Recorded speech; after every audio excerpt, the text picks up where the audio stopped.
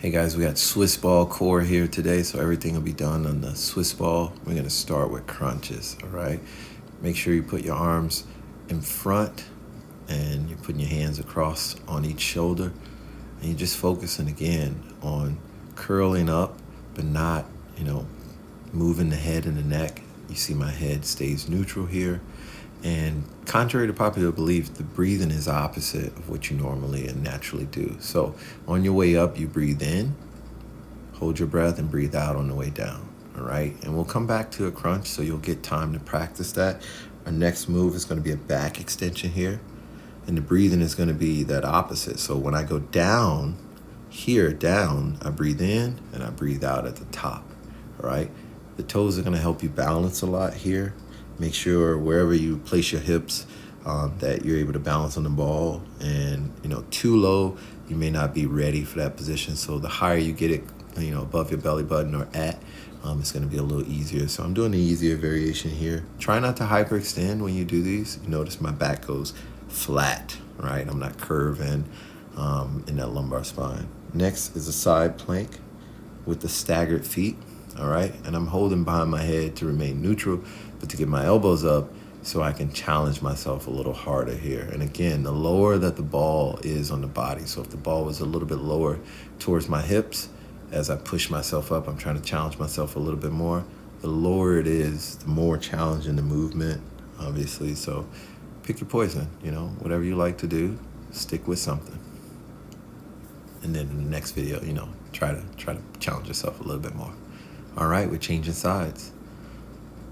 Same thing, other side, get yourself situated. We always have a short break in between, enough time to transition, and then we start. We're aiming for anywhere from 20 to 30 seconds per movement. And the good thing about this one, it's a simple isometric movement. It's effective. We know in isometric movement that we create the most force when we're not moving, when the muscle is fully elongated or, pause at a contraction before the start. And so this is really good for strength building in the obliques. Next move is we're going back to that crunch. So you're gonna get a chance here to practice your breathing. So get your feet stacked at 90, get your lower hips, your butt on the ball, push your body out until you're 90 with the legs, and breathe in on the way out. Breathe in, see I'm breathing, and I breathe out on the way down. Breathe in, breathe out on the way down. Breathe in on the way up, breathe out on the way down. Keep that head neutral. Don't flex at the upper spine. Just keep the head neutral and push through the hips. Next, we're going to go for an isometric hold that's like similar in the back extension position. So we're going to be on our stomach again, and you're trying to find an area on the upper body where you can balance with the hands behind the head. Use the toes, make sure the feet are wide, creating that triangle position so that we have really good balance, and just keep the back neutral, right? It's not necessarily straight, because the spine isn't a straight line. Neutral is in how would your back look if you were standing up, right? If you weren't moving, how is good posture look? And that's what neutral means. Neutral is just good posture through normal movement. All right, we're going for a side plank. This time we're going to use hand support, all right? So if we're a little fatigued, and I just want to show other variations, so maybe you want to do this again, and you couldn't do that first one with the hands behind the head. I might have jumped the gun there. So you can do some support here. We got the stagger feet, the hand in the air for balance, and we're using another hand on the ground just to support the body so that you don't roll all over the place. Still challenging, still an effective movement. This is just a progression to that one with the hands behind the head. So if you fell off the ball or you were feeling discouraged at how difficult that was, here's a variation for you. All right, we're switching side. Same thing on the other side. And again, stagger those feet.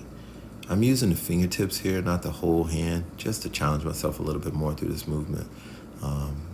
Every opportunity I get to challenge myself in a way that's meaningful, I'll do it. So think about that. You don't have to have a flat hand unless you want to, unless you're, struggling with the balance. I could have stacked my feet here. I could have raised the leg, but then we get into some really crazy advanced movements that we don't necessarily need.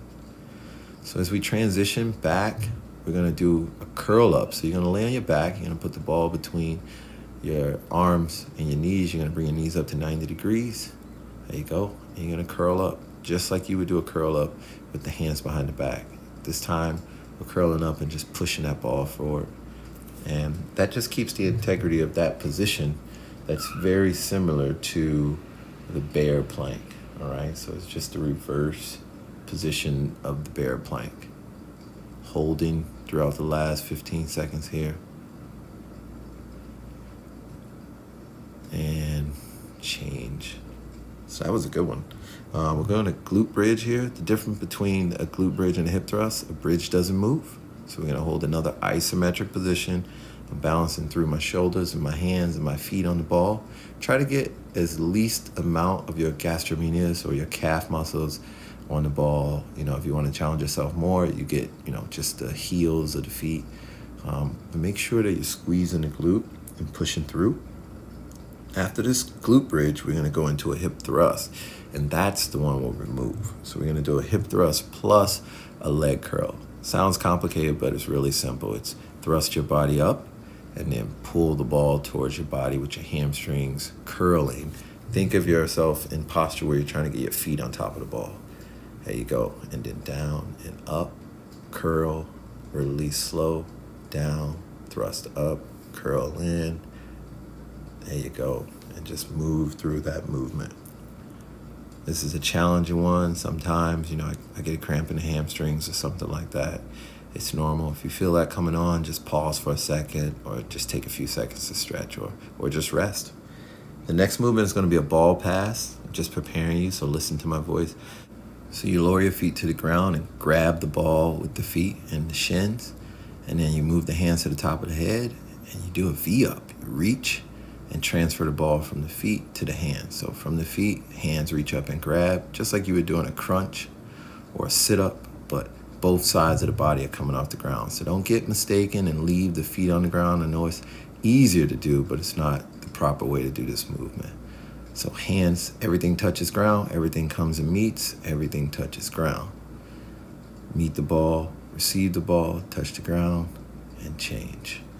All right, so our next one is going to be an elbow plank, but we're going to be facing the ball and focusing on a 90-degree angle through the elbows and shoulders.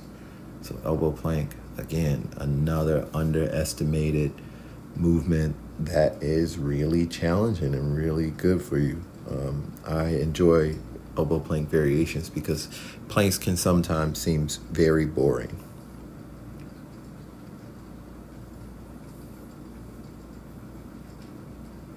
Just a few more seconds. Hold and breathe. All right, we're moving on. The next one is going to be an Atlas lunge. So you're going to hold the ball above your head, start in a kneeling position, and then you're going to stand to a knee raise, bringing the ball to a horizontal position. Back to above head, back to kneeling, from kneeling to horizontal to knee touch. When we bring the knee up, focus on your balance and your breathing and bringing the toes up. If you watch my feet, keep the toes driving upward. Don't let the feet sink down. Don't let the toes sink down. Keep those toes pointing upwards. It helps you engage the core and it helps with proper balance. So we're going to do the entire set on that side and we'll transition and switch into the other side. All right, let's go other side. Same thing here. If you notice, I might be a little fatigued. My balance is a little bit off. This is a little bit more challenging. And you'll notice that. You'll notice that you have a more flexible side, a faster side, a more coordinated side, a stronger side. And that's why we're here. We're trying to balance or close the gap, minimize the tolerance as much as we can, but also recognize that, we're human and we're training. We're trying to get better. And it's not going to be perfect. All right. We're transitioning to the last movement. It's going to be a single leg curl. So you're going to hip thrust up, and you're going to curl in just like you did with the 2 feet and curl out with control. But you're going to stay up. So don't hip thrust, just stay in the curl, just curl, right? Keep your body up. Don't let those hips drop. Switch. All right, curl it in. Good. Stay up, stay up. Keep those hips high. Don't let the butt drop down. Curl. Keep curling in. You're almost there. You're almost finished. Just a few more seconds. Breathe. curl, and we are done. That is it. You made it. Swiss ball core, balance ball. It's really good stuff. Thanks for joining.